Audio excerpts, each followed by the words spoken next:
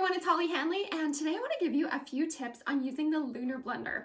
Okay, if you haven't seen one before, this is what it looks like. It's made by Princeton Art Brush Company, and it's absolutely hands down my favorite brush. I use it on every project that I paint. Okay, so it's got a rounded tip like a filbert, and then it also has a soft hair mixed with a bristle hair, which really gives it a nice spring for creating all kinds of whimsical looks. Okay, so now a lot of times I say that I use it for dry brushing, but it's actually kind of a wet dry brush, and I want to just show you how I load the brush.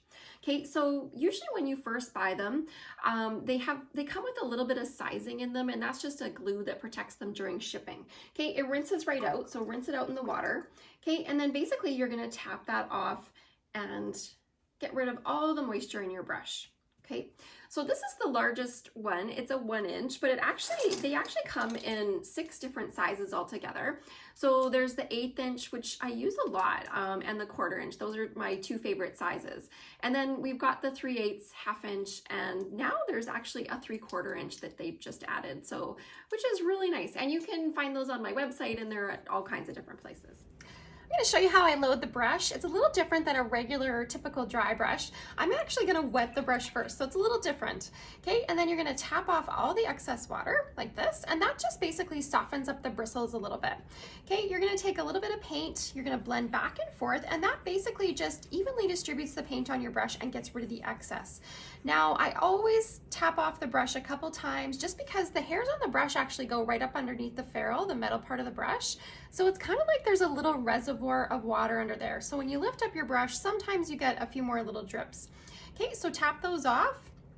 I'm gonna pick up a little bit more paint and blend. Okay, and then you're ready to go. So, and this is actually how I do all my patterns. I do little bears and snowmen. I do all my highlighting. So I usually base coat with the shadow color, and then I add little highlights. But I just basically rest my hand on the surface. I hold the brush right on the ferrule, so I have lots of control.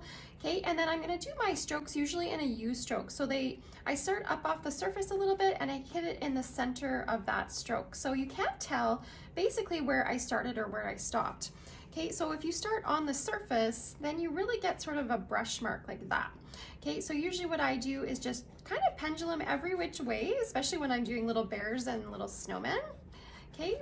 Or if I'm doing, say, a pumpkin and I'm adding some little highlights, again, I start up off the surface a little bit. Okay, and you can see it's a little bit more paint than what a typical dry brush would be. Okay, so let's imagine that this is a little pumpkin. Okay, but I'm adding more and more color. Okay, and don't worry if you get a few little blotches here and there, it all comes together. And usually what I do is I start with the darkest color and then I just keep adding. Okay, so I'll add a nice little highlight, and lots of times my designs are either on a textured background or just, you know, base coated like normal, and it works both ways. So you can actually dry brush on a nice soft base coat.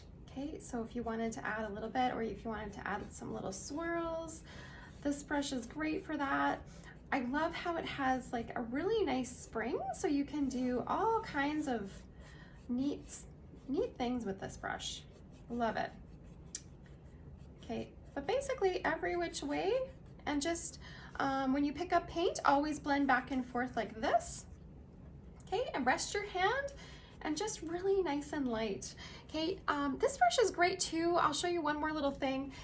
Basically what you can do is add a little bit of water, okay, and it becomes a rake brush, which is cool. So if you're doing animals or like little Santa beards or something, and you want a little bit finer stroke, you can actually add just a little bit of, add some water to it. So like when you use your liner brush, okay, and then it creates a hair stroke. So you can do realistic animals with it.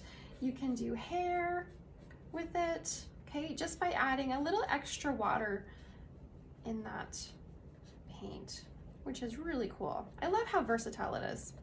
So definitely lots of fun. I hope you give it a try, but these are the Lunar Blenders, and they're made by Princeton. Have fun.